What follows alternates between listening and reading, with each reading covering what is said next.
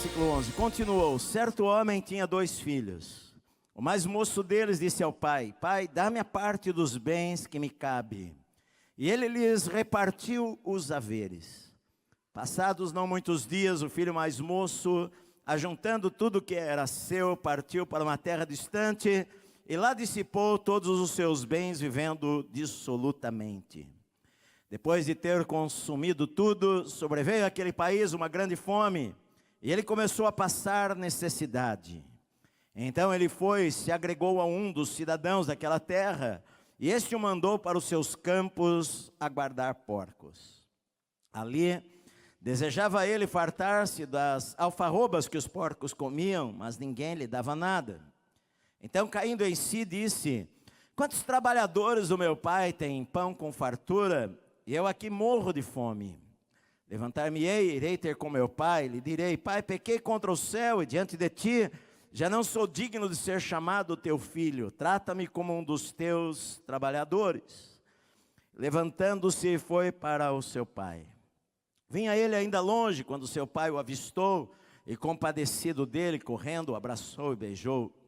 E o filho lhe disse: pai, pequei contra o céu e diante de ti, já não sou digno de ser chamado teu filho. O pai, porém, disse aos seus servos: trazei depressa a melhor roupa, vestiu, ponde-lhe um anel no dedo e sandálias nos pés. Trazei também e matai-o no novilho cevado. Comamos e regozijemo-nos, porque este meu filho estava morto e reviveu, estava perdido e foi achado. E começaram a regozijar-se. Ora, o filho mais velho estivera no campo, e quando voltava, ao aproximar-se da casa, ouviu a música e as danças, e chamou um dos criados e perguntou-lhe o que era aquilo, e ele informou: veio teu irmão e teu pai mandou matar o novilho cevado, porque o recuperou com saúde. Ele se indignou e não queria entrar. Saindo, porém, o pai procurava conciliá-lo, mas ele respondeu ao seu pai: há tantos anos que te sirvo, sem jamais transgredir uma ordem tua, e nunca me deste um cabrito sequer para alegrar-me com os meus amigos. Vindo, porém, este teu filho que desperdiçou os teus bens com meretrizes, tu mandaste matar para ele o novilho cevado. Então lhe respondeu o pai: meu filho, tu sempre estás comigo, tudo que é meu é teu.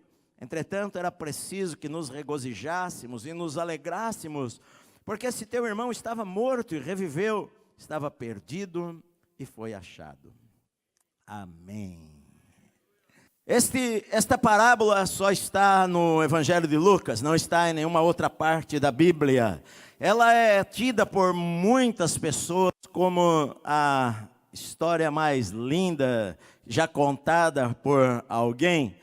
E esta história, ela na verdade, ela é uma história extremamente emocionante, porque ela passa desde a tristeza que um pai tem ao ver o filho ir embora de casa e ir para longe e ofender o pai, e ela passa por aquele momento em que aquele moço, com sonhos no seu coração e desejos de liberdade, acaba caindo numa tragédia e chega a passar fome.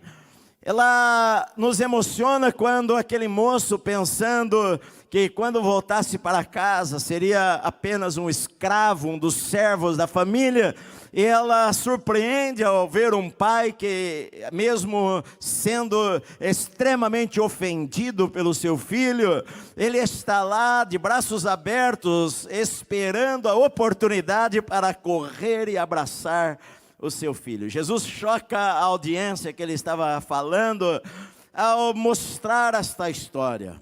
O pai, que certamente havia sido ferido pelo seu filho, demonstra um amor que não era normal se ver. Demonstra um amor diferente. Na verdade, todas as pessoas, ao ouvirem aquela história de Jesus, iriam ficar emocionadas, exceto uma delas, exceto o filho mais velho, que ao ouvir que o seu irmão mais novo voltara para casa e o seu pai o recebera com festa e com danças, ele fica extremamente contrariado, ressentido com o pai, e não aceita aquela situação. Na verdade, esta é uma história que não tem um final feliz, como muitas vezes nós imaginamos. Ela, na verdade, tem um final triste, embora aquele jovem voltou para a casa do pai. E esta parábola é chamada de parábola do filho pródigo. Pródigo significa aquele que gasta mais do que tem, o desperdiçador, o esbanjador. E foi dado este nome baseado naquilo que aconteceu com aquele jovem moço. Mas, na verdade, o foco, a intenção de Jesus em usar aquele jovem moço não era concentrar no jovem, mas era concentrar no filho mais velho e na atitude que o filho mais velho teve quando aquele filho mais novo voltou para casa. Na verdade, no filho mais velho aqui nós não vemos nenhuma emoção de amor ou sensibilidade, nós vemos um coração duro. Nós não vemos, na verdade, nenhum amor pelo pai. Em momento algum ele defende o pai, em momento algum ele está do lado do pai.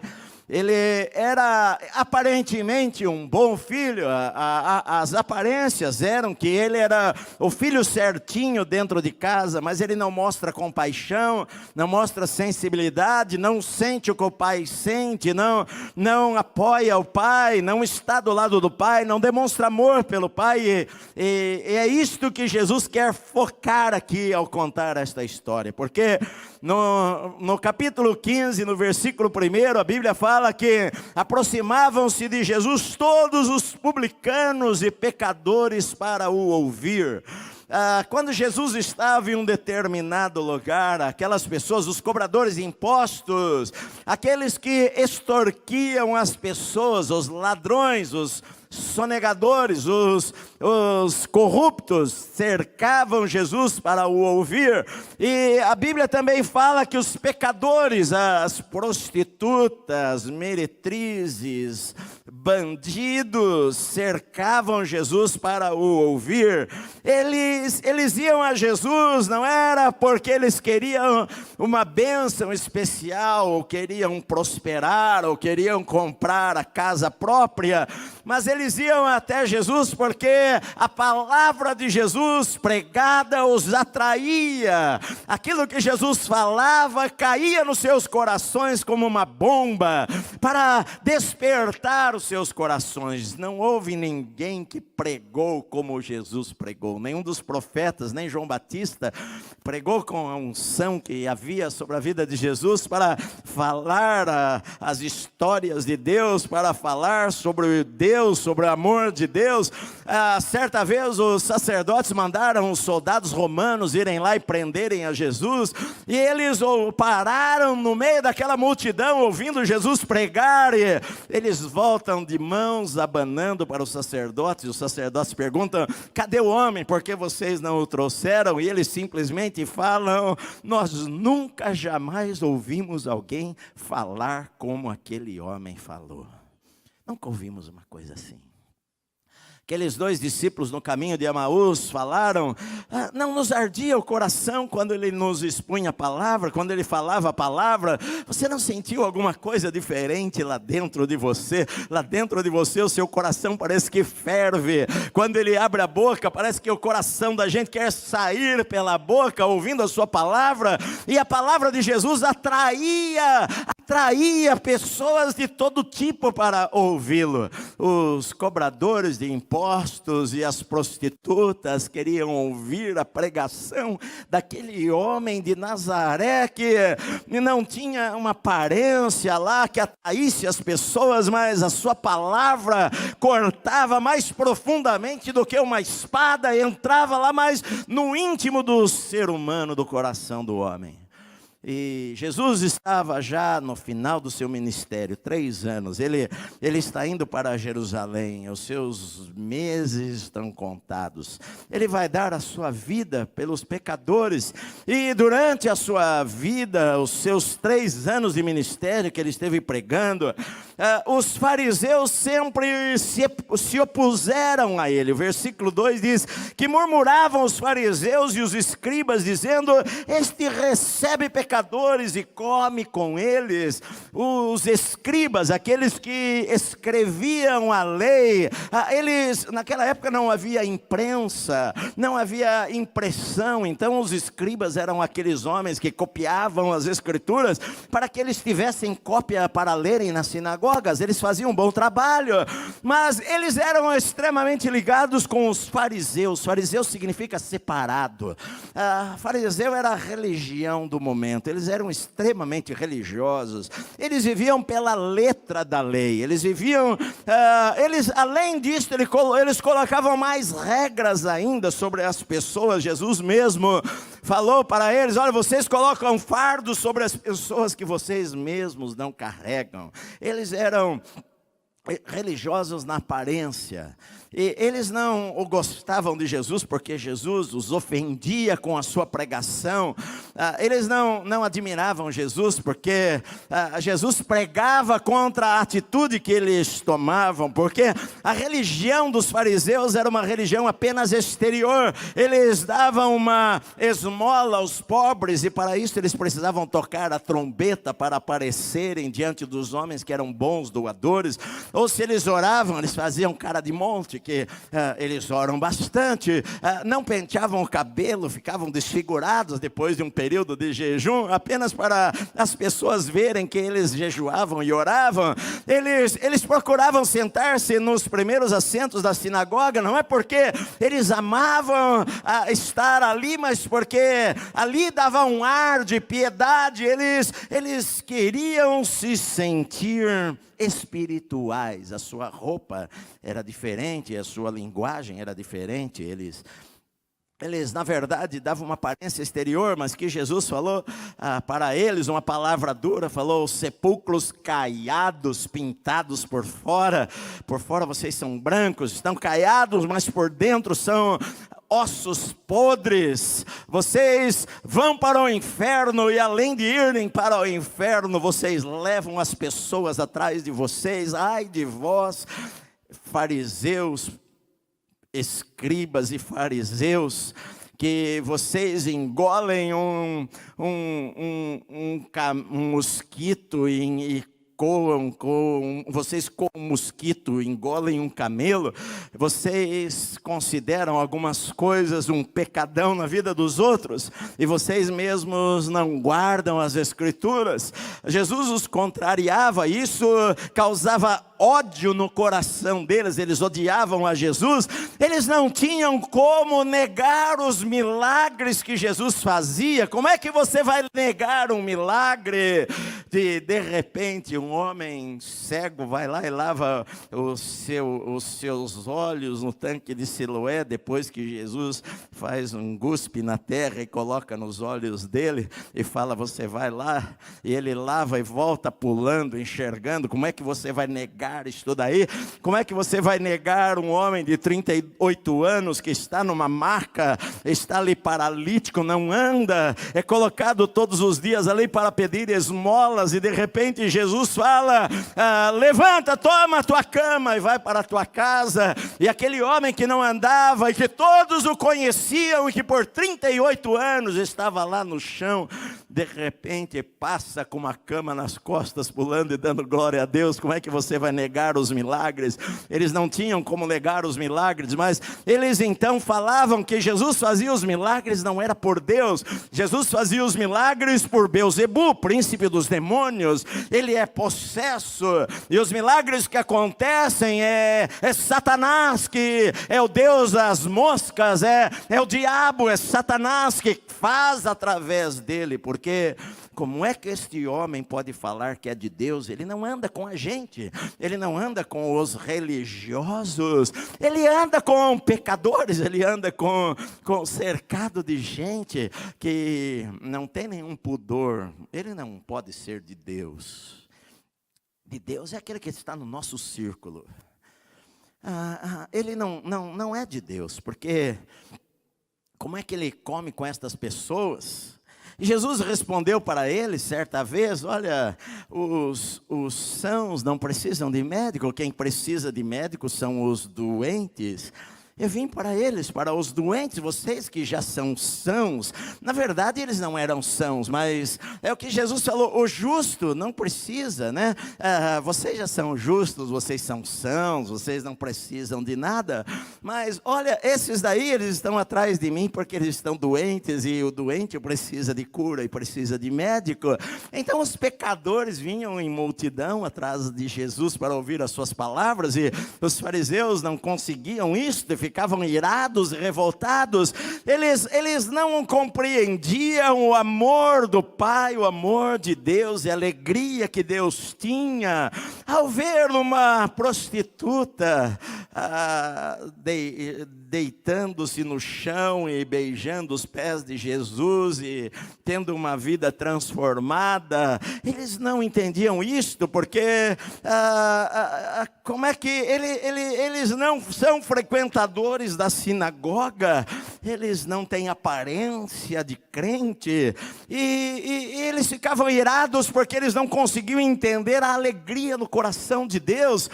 Eles não conseguiam entender como é que Deus amava tanto uma pessoa assim, que aos olhos da sociedade não era nada. E então Jesus conta para eles 3 parábolas. Os fariseus são a audiência de Jesus aqui. Jesus conta a primeira parábola da ovelha perdida, e ele fala: olha, era um homem que tinha 100 ovelhas, e ele perde uma das ovelhas, então ele deixa as 99 lá no aprisco. Ele vai pelas montanhas, pelos vales, procurar aquela ovelha, e quando ele acha aquela ovelhinha, ele coloca sobre os seus ombros, ele volta para casa, e ele reúne os amigos e vizinhos, e ele fala: alegrai-vos comigo, porque eu achei a minha ovelha perdida. E Jesus conclui dizendo: olha, eu digo para vocês que haverá maior júbilo no céu por um pecador que se arrepende do que por 99 justos que não precisam de arrependimento. Vocês são os 99 justos, vocês não precisam de arrependimento, mas se somente uma pessoa se arrepender, eu digo para vocês que há tanto júbilo no céu por causa dela. Então Jesus conta a segunda parábola da dracma. Olha, uma mulher, ela perdeu uma moeda de prata, uma dracma lá na sua casa, e ela quer achar, ela pega a lamparina e ela olha debaixo da cama, e ela procura pelos cantos da casa, e de repente ela encontra a dracma perdida. Ela chama os vizinhos e ela faz uma festança. Por causa daquilo, eu digo para vocês, eu vos afirmo que de igual modo há júbilo diante dos anjos de Deus por um pecador que se arrepende. Vocês não entendem isto, porque a religião de vocês é só exterior. Vocês não entendem o coração de Deus. Jesus estava dizendo isto. Vocês não entendem o amor de Deus pelas pessoas. Então Jesus conta esta breve história de um homem que tinha 2 filhos.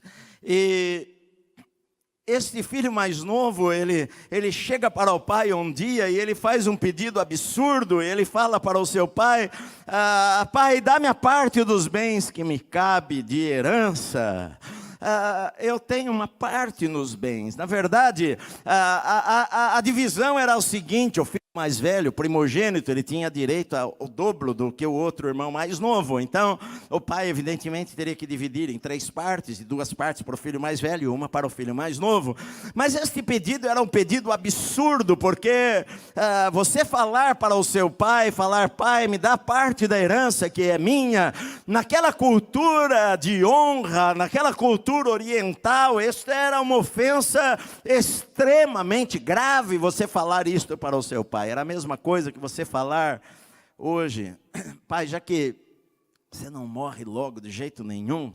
Eu estou torcendo para você morrer e deixar logo a grana comigo, o dinheiro comigo. Mas já que você não morre, então divide em vida as coisas. Faz isto. Não tinha como o pai dividir a herança. A herança só era dividida depois da morte do pai. O pai era o guardião da herança do seu pai, do seu avô, do bisavô. Eles não vendiam assim as propriedades, eles não passavam para outras pessoas.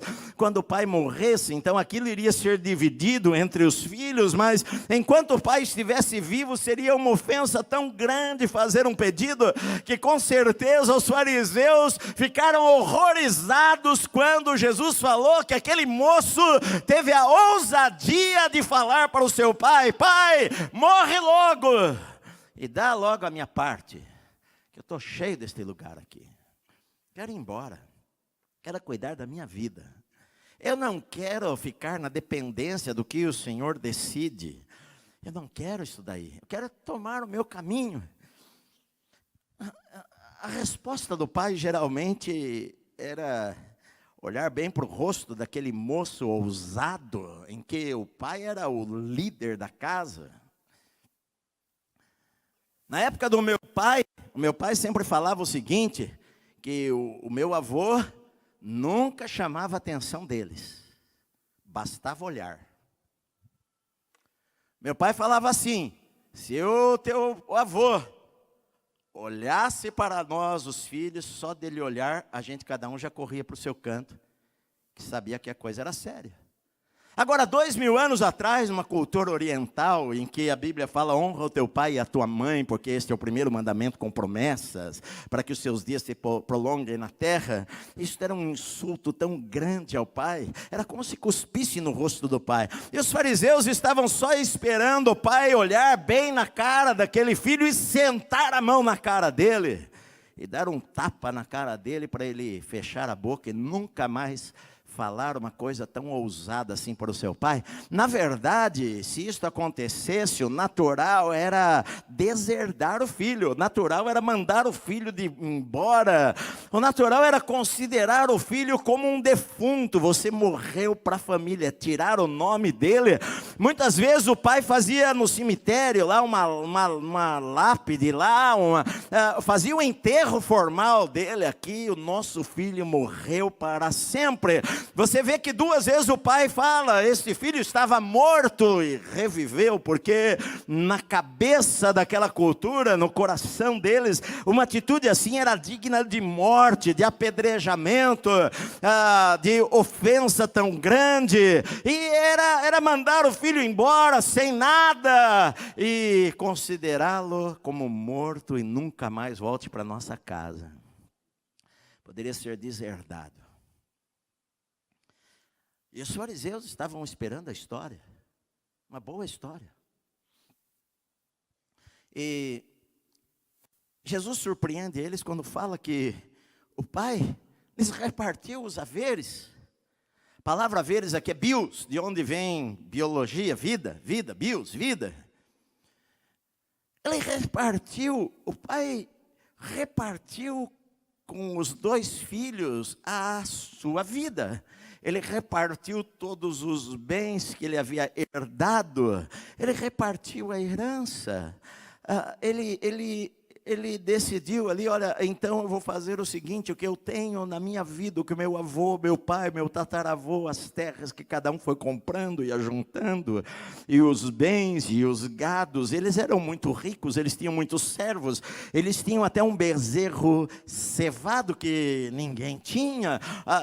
Eles eram uma família muito abastada. Então ele pega lá, ele senta no escritório lá da sua casa, naquela pequena vila, ele faz as contas e ele então fala: olha, essas 2 partes é para o irmão mais velho, esta parte é para o irmão mais novo, é para você. Na verdade, não poderia vender as coisas enquanto o pai não morresse, mas as pessoas poderiam comprar as coisas numa expectativa de que quando o pai morresse, você vai tomar posse daquilo, investimento para o futuro. E se eu comprar o sítio, eu não posso tomar posse agora, eu só posso tomar posse quando o pai morrer, mas, por outro lado, eu posso esperar 15 anos, 10 anos, dependendo do preço que você quer vender para mim. Se você vender para mim bem barato, eu compro de você um investimento bom para eu herdar e possuir aquela terra daqui a 10 anos. E então a Bíblia fala que aquele moço, passados não muitos dias, logo depois, poucos dias depois, o filho mais moço, ajuntando tudo que era seu, partiu para uma terra distante, e lá dissipou todos os seus bens, vivendo dissolutamente. Ele arruma um comprador. Para ele não interessava ter fazendas e ter gado, não dá para levar gado para lá e para cá, não dá para tirar a terra e transportar para outro lugar. Para ele o que interessava era dinheiro, era grana. Então ele acha alguém lá que queira comprar as terras que eram do seu pai, e os bens e gados, a quantidade que era dele, e ele então faz uma negociação. É claro, quando você quer dinheiro, imediatamente você vende muito mais barato, talvez pela metade do preço, ou talvez até menos do que isto, e a Bíblia fala que ele então pega os seus bens e ele consegue vender aquilo, negociar aquilo, pega o dinheiro e faz o que estava no seu coração, que nem o seu pai imaginava, porque ele queria parte da herança, mas ele não falou o que ele queria fazer, e então ele vende as suas coisas depois de alguns dias e pega tudo e vai para uma terra distante, o mais longe possível. Quando fala terra distante, é fora de Israel, a terra dos gentios, a terra das pessoas que não conhecem a Deus e onde não adoram o rei, o Deus de Israel. O lugar mais distante, onde as pessoas não me vigiam, não olham, não sabem da minha vida, não conhecem a minha família, não sabem da cidade que eu vim, da vila que eu vim. Eu vou ser um desconhecido naquele lugar, eu vou gastar o dinheiro do jeito que eu quiser.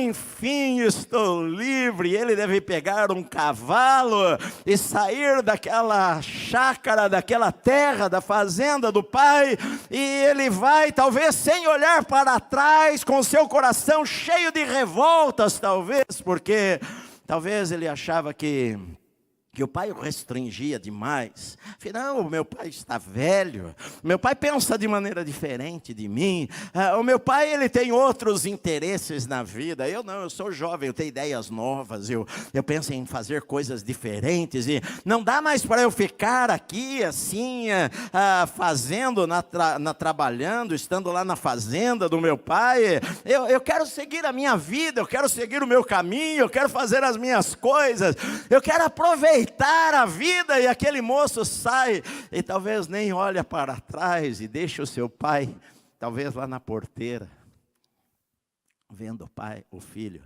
desaparecer, virar a estrada.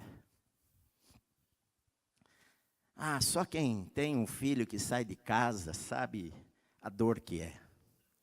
Só quem tem um filho que sai de casa e que o pai e a mãe ficam a noite inteira acordados, esperando ele chegar, não sabe se ele está bem, não sabe, ele tem 20, 30 anos de idade, mas você não sabe como é que está o meu filho nesta hora, o que está acontecendo com ele, onde ele está, o que ele está fazendo, será que ele está bem, será que ele está se cuidando, será que ele está se alimentando direito, será que ele está com boas companhias, com más companhias, o que está acontecendo com ele? Só o pai sabe o que é ter um filho longe de casa. E a Bíblia diz que este moço, então, ele pega lá talvez o cavalo e coloca os maços de dinheiro nas sacolas para ir, e ele vai para uma cidade, talvez ele chega lá e compra uma casa, ou aluga uma casa, um lugar para ficar, um hotel para ficar, e ali ele começa a viver uma vida de festa, A Bíblia não fala quanto tempo, mas ele começa a viver uma vida dissoluta. O seu irmão mais velho depois fala que ele gastou o seu dinheiro com meretrizes.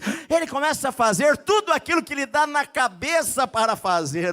Isto que é vida, isto que é vida. Eu não tenho que dar satisfação a ninguém. Eu acordo a hora que eu quero, eu durmo a hora que eu quero, eu compro o que eu quero, eu bebo o que eu quero, eu pago a rodada de bebida para os meus amigos, eu saio com a mulher que eu quero, não tenho que dar satisfação para ninguém. Ele pensando que isto é a vida, que é a melhor vida que se tem para viver. E não há no seu coração nenhuma gratidão pelo seu pai. Aliás, ele quer deixar para trás aquela casa, aquela família, e quer viver a sua vida do jeito que ele quiser. E a Bíblia diz que o dinheiro acabou. Quando você tem dinheiro, as pessoas te rodeiam. Muita gente rodeia porque tem interesses. Muita gente, às vezes, quer ser seu amigo, se você for uma pessoa importante.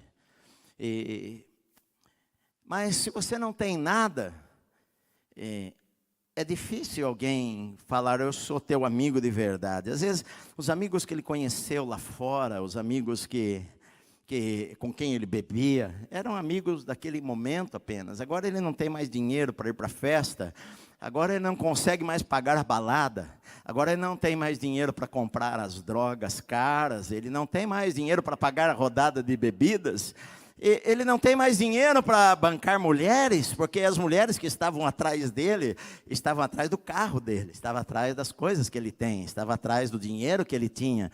E agora acabou o dinheiro, agora acabou as mulheres, acabou os amigos, acabou a bebida, acabou a festa, agora acabou tudo. E para piorar, a Bíblia diz que veio uma fome muito grande naquela terra, de maneira que ele começou a passar necessidades. O filhinho de papai, aquele moço que foi criado com tanto amor lá dentro de casa. O seu pai era um homem bom, bondoso, cuidava bem dos seus servos, cuidava bem dos seus filhos, mas ele agora começa a passar fome, porque não tem mais o que comer, e parece que quando não chove, a terra não produz alimentos, e começou a haver uma seca muito grande, uma fome muito grande, falta de chuva. A Bíblia fala em Israel, no Velho Testamento, que quando houve uma fome muito grande, duas mulheres tiveram um bebê, e um dos bebês morreu naquela noite, e ela propôs para a outra, era um tempo de fome, ela, vamos fazer assim, vamos comer esta criança hoje, vamos comer, porque às vezes a fome leva até ao canibalismo, que se alguém morreu, a gente come aquela pessoa lá, para você não morrer de fome, você come o que vier na tua frente. A história mostra períodos de fome na história da humanidade, em que as pessoas se tornam canibais em comer outro ser humano, porque ela vai morrer de fome, e não tem outra saída. Os corpos vão ficando deformados, a pele vai só cobrindo os ossos, o rosto vai ficando chupado, o peito é esquelético, como você vê nos campos de concentração nazistas, em que era dado aquela pequena ração para aqueles seres humanos. Mais de 6 milhões de judeus morreram nos campos de concentração. E quando você vai a Israel e você pela primeira vez entra no Museu do Holocausto em Jerusalém, a hora que você sai dali, a primeira vez que eu entrei lá e eu saí, do outro lado havia soldados israelenses com as suas metralhadoras no chão, sentados, abaixados, chorando em ver a maldade do ser humano, e as fotografias das crianças e dos homens com pele e osso, o seu rosto chupado, deformado pela fome. A fome é algo terrível. Nós nunca soubemos o que é fome verdadeira. Às vezes a gente fala, nossa, eu estou com uma fome, mas você tomou o café da manhã, você almoçou. A gente não sabe o que é fome, mas começou a haver fome naquela terra, e o desespero, e crianças sendo vendidas como escravas para que pudessem o o pai pegar um dinheiro e poder comprar algum resto de comida que havia. E a Bíblia diz que este moço, passando necessidades, ele se agregou, a palavra é colou, ele colou num dos cidadãos daquela terra, uma pessoa importante, tinha o título, era cidadão. Ele colou naquela pessoa, se agregou a ela, começou a perturbá-la, a bater na porta da sua casa, pedindo um emprego, insistentemente. Aquele homem queria livrar desse traste que fica atrás de mim aí, e eu não quero este homem, todo dia que eu saio aqui da minha casa, esse mendigo aqui na porta, descabelado, magro, raquítico, me enchendo a paciência, querendo comida, querendo um emprego. Olha, o interessante é que este moço, ele estava numa situação desesperadora, mas ainda ele não pensara em voltar para a casa do pai, porque a gente sempre acha que vai conseguir um jeitinho de resolver as coisas. Às vezes a gente está numa situação desesperadora, mas a gente acha que vai ser rejeitado se a gente voltar para a casa do pai. Se eu voltar para a casa do meu pai, antes de eu chegar na casa dele, eu vou ser apedrejado pelas pessoas. O que eu fiz foi uma ofensa tão grande que, embora o meu pai seja amoroso, ele jamais vai me perdoar pelo que eu fiz. Então não passa na cabeça dele voltar. Sabe por quê? Porque o filho seria recebido e perdoado novamente, segundo a tradição daquela época, se ele comprasse novamente tudo aquilo que ele havia vendido.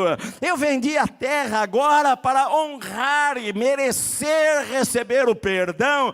Eu preciso ir lá e comprar tudo de volta e devolver para o meu pai, mas eu não tenho mais dinheiro, eu gastei tudo, não tem mais nada. O que eu vou fazer? Se eu for para lá, o meu pai vai me apedrejar, os vizinhos vão me apedrejar.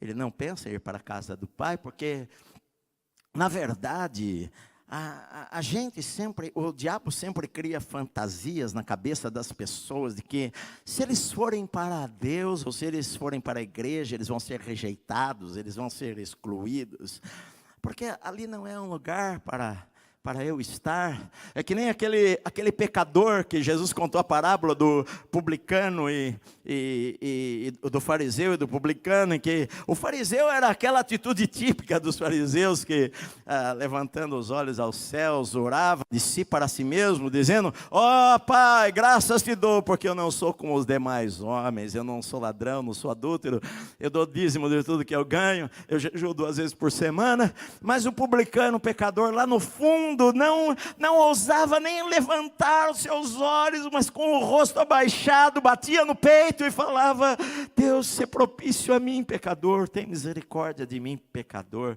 Às vezes o diabo, ele fala para você que Deus nunca vai aceitar você. O diabo fala para você que os irmãos vão rejeitar você, que a igreja vai rejeitar você, que Deus vai rejeitar você. O diabo fala para você que você se enfiou em uma enrascada tão grande, que não tem solução, que não tem cura, que não tem jeito, que não tem saída.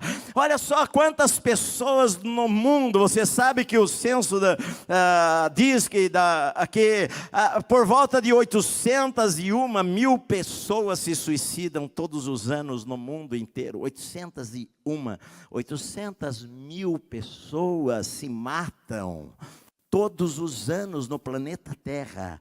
Coloca lá no Google que você vai ver isso. 800 mil pessoas se matam todos os anos no planeta Terra. No Brasil, mais de 11 mil suicídios acontecem por ano. Sabe por quê? Porque às vezes as pessoas, elas perdem a esperança.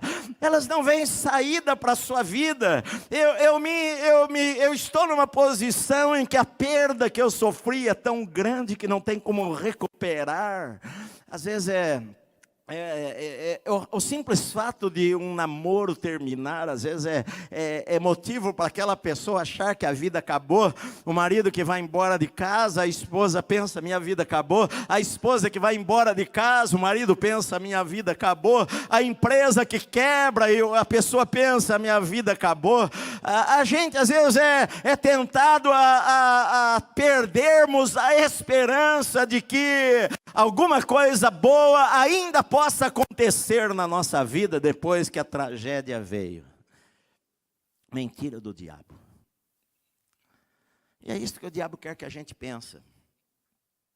Que por causa das nossas escolhas, porque ele estava naquela situação apenas porque ele fez a escolha. Não foi o pai que o mandou para aquele lugar. Ele escolheu. A gente faz escolhas erradas na vida. O profeta Isaías, ele diz assim: todos nós andávamos desgarrados como ovelhas. Cada um andava pelo seu caminho. Todos nós andávamos desgarrados como ovelhas. Todos nós um dia escolhemos, pensamos: eu sei o que eu faço, eu sei o que é melhor para mim, eu não preciso de Deus, eu sei resolver os meus problemas. A gente muitas vezes, quando está nos caminhos de Deus, ou quando nós pensamos em ir para os caminhos de Deus, o diabo sempre fala na nossa cabeça: olha, ser crente é a coisa mais chata que tem. Sabe por quê? Porque você não pode fazer nada na vida.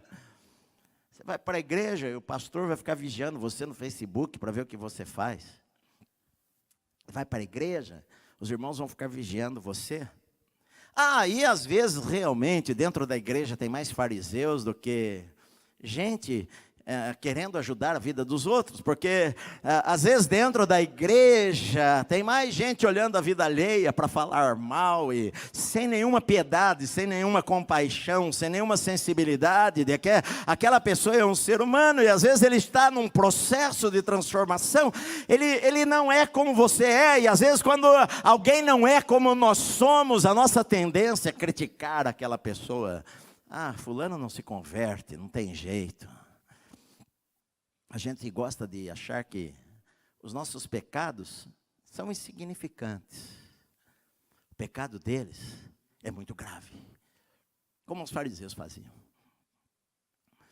Ele estava nessa situação por culpa dele, não era por culpa de ninguém, não era por culpa do seu pai. E às vezes é isso que acontece em nossas vidas, a gente faz as nossas escolhas e a gente escolhe os nossos caminhos e a gente tem que sofrer as consequências às vezes. Este homem estava no fundo do poço, porque aquele cidadão, depois de tanto este moço encher a paciência dele, ele resolve dar um trabalho para ele. Olha, você vai cuidar dos porcos lá nos campos.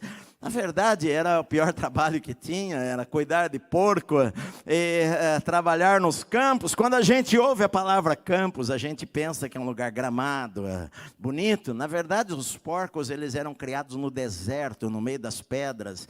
Eles não eram, era um campo de porcos. Eles não havia nenhum tipo de higiene, não eram criados como em muitos lugares hoje em dia, que é cimentado, toma banho, escova os dentes, nada disso, né? Aquela época o porco era um animal que vivia lá chafurdando na lama, no lixo que havia. E é isto, aquele homem querendo ficar livre dele, manda ele cuidar dos porcos. Ele vai mais longe ainda, vai para uma terra distante, no meio do deserto. E lá ele começa a cuidar dos porcos, a trabalhar ali, mas o salário que ele ganhava era tão pouco que mal dava para comer.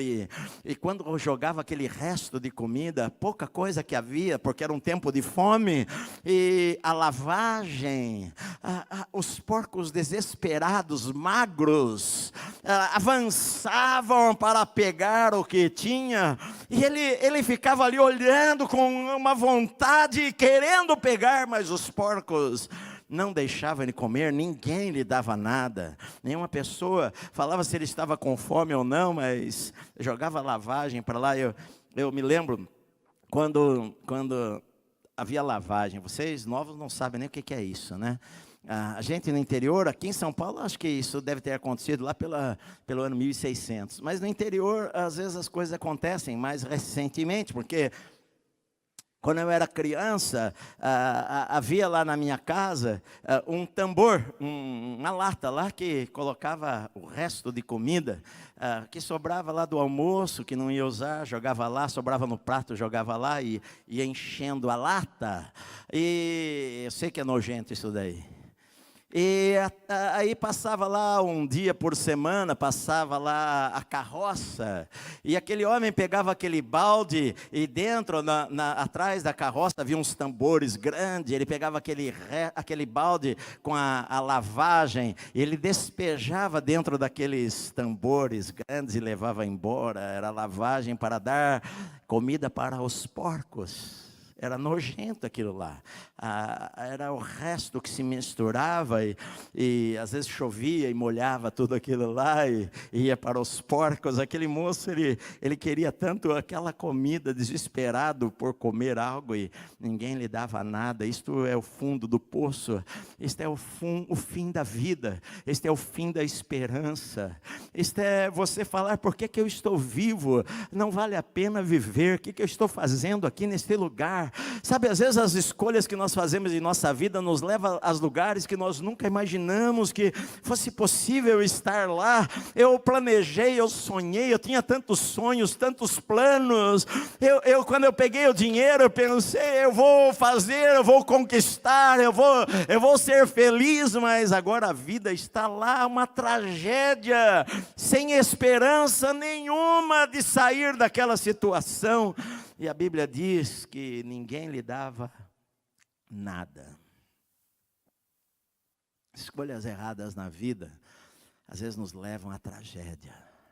Sabe, Deus é bom, meu amado.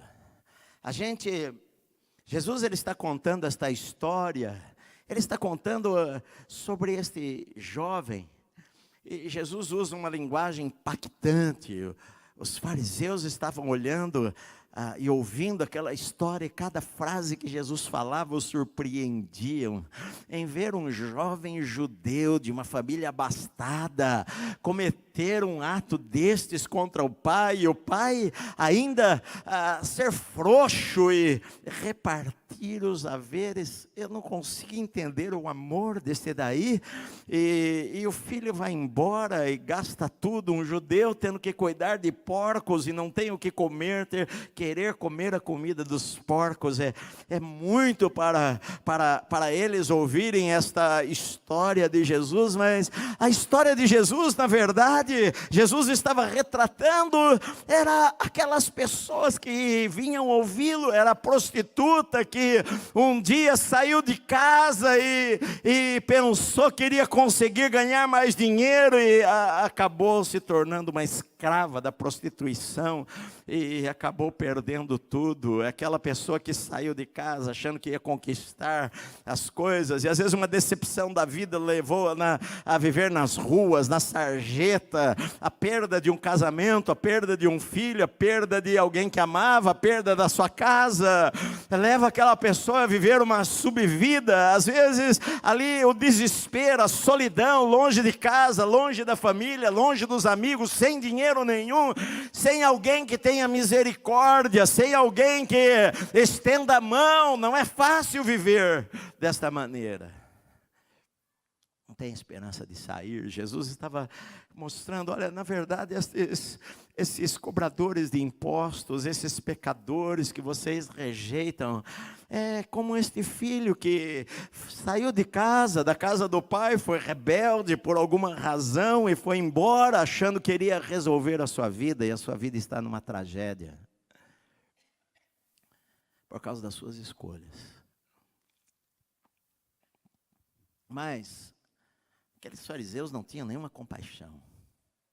Era como o filho mais velho, não se importava. O pai na história é o tipo de Deus que Jesus estava falando. Olha, eu digo para você que há tanta alegria no céu quando um pecador se arrepende. Mas os fariseus não se importavam com isso daí. Eles não queriam saber do irmão mais novo.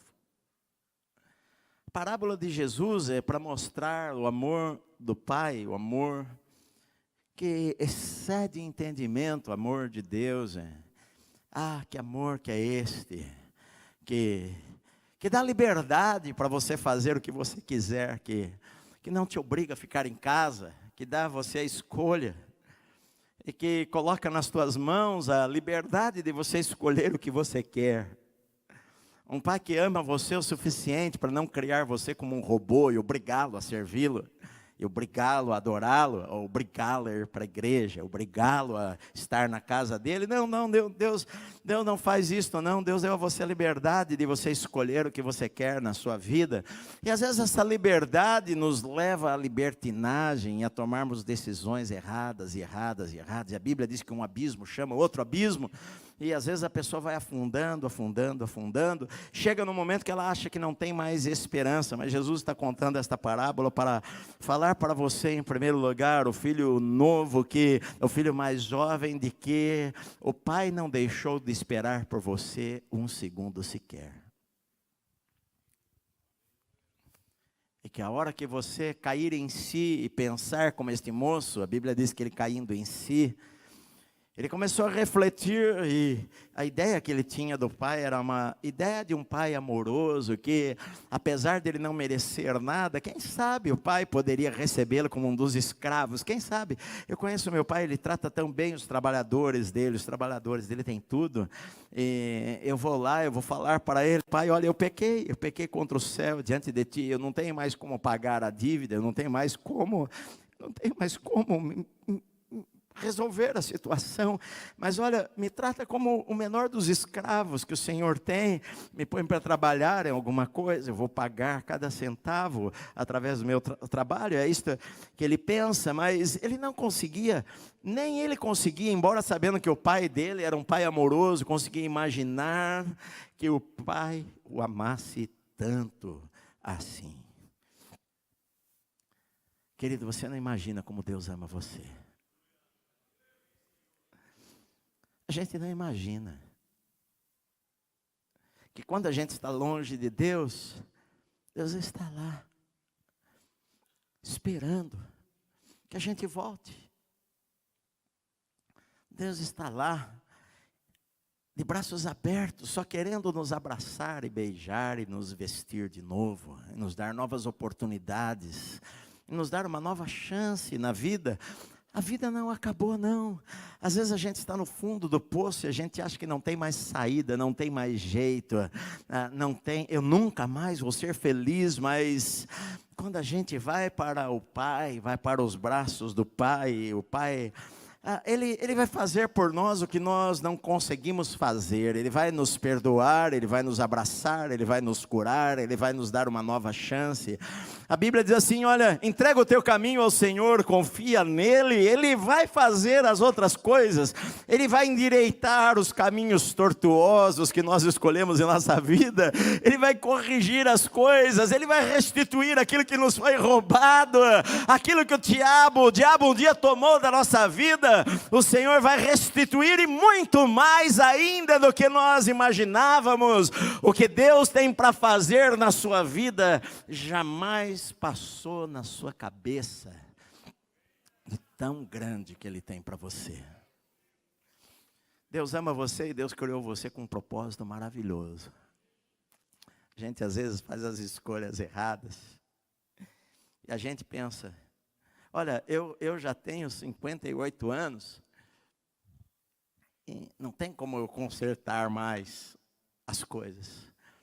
Eu preguei aqui alguns sermões no começo deste ano, ainda não é tarde demais, porque eu acredito nisso daí. Com Moisés com 80 anos, pensando, não há mais nada significativo que eu possa fazer na minha vida. 80 anos morando no deserto, mas Deus o chama com 80 anos para uma nova caminhada. Na verdade, Deus sempre tem coisas novas para a nossa vida. Quando Sara, com 90 anos, ela como que uma mulher de 90 anos pode se tornar grávida? Mas com 90 anos, ela ficou grávida, deu à luz ao seu filho risada, que todo mundo que ouvir vai rir, porque Deus é poderoso para fazer muito mais do que a gente possa imaginar. Não é tarde demais para Jacó, filho de crente, neto de crente, que foi um enganador e enganou seu pai, enganou seu irmão, enganou seu sogro, enganou todo mundo, enganou a si mesmo. Mas quando ele foi lá para o vale de Jaboque, ali o anjo do Senhor o encontrou e a sua vida mudou, o seu modo de andar mudou, o Senhor tocou a sua vida. Agora você não vai ser mais enganador, mas agora você vai ser Israel, príncipe de Deus, aquele que lutou com o Senhor e venceu. Oh, Raabe, aquela meretriz que tinha a sua casa no muro da cidade, onde todos poderiam achá-la. Ela vivia da prostituição, era esta a sua vida. Mas 10 dias antes de Israel invadir a sua terra, ela sabia das histórias de Deus, ela creu em Deus e não foi tarde para ela. O Senhor a perdoou. Ela se casou com um homem, com Salmão, belemita, que trouxe, ela ficou grávida, teve um filho chamado Boaz, que foi o pai de Obed, que foi o pai de Jessé, que foi o pai do rei Davi. Porque Deus é bom e a sua misericórdia dura para sempre. Deus pode pegar o nada e fazer muito. Deus pode reescrever a história da sua vida.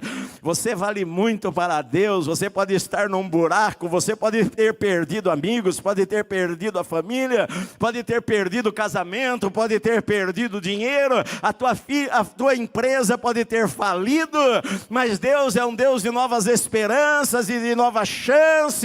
E o amanhã vai ser melhor, porque quando você se entrega ao Senhor, o Senhor endireita os nossos caminhos e muda a nossa história, e muda a nossa vida, e coloca esperança e alegria no nosso coração.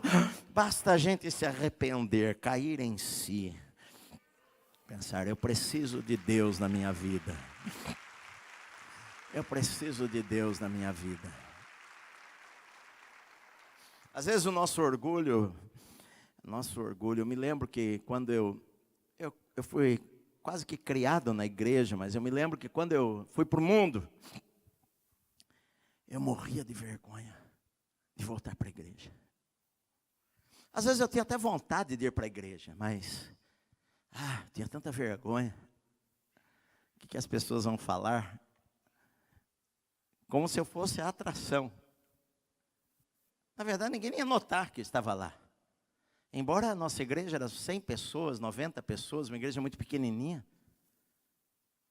Mas na minha cabeça vinha aqueles pensamentos: as pessoas vão ficar olhando para você, vão falar para você, vão criticar você. E eu fui adiando. Meu primo batia na minha porta, batia palmas na minha casa.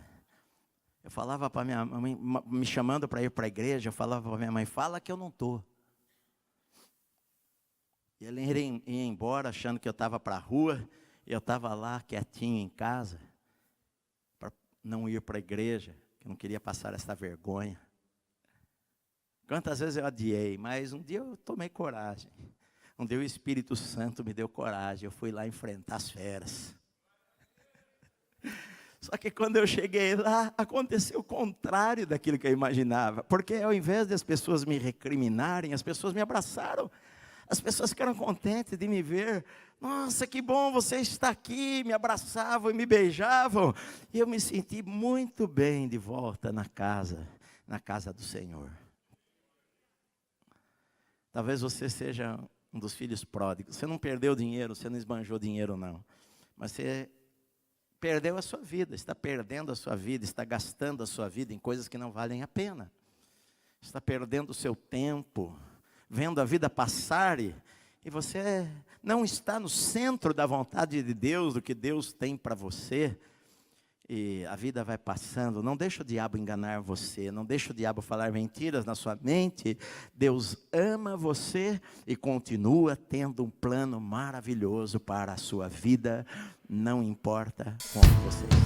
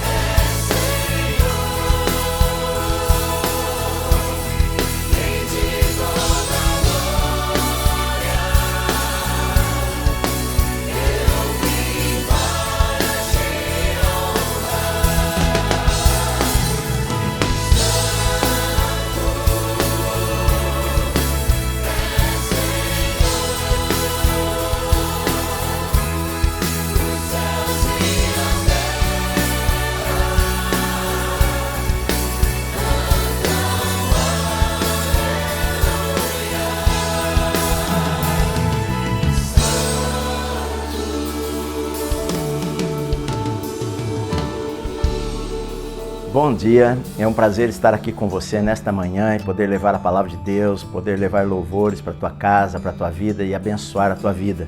Gostaria de convidar você para conhecer a Igreja Bíblica da Paz. Nós temos cultos todos os domingos, às 10 horas da manhã e às 7 horas da noite. Eu prego o mesmo texto da Bíblia e você pode escolher qual é o melhor horário para você. E temos cultos também às terças-feiras, às 8h30 da noite.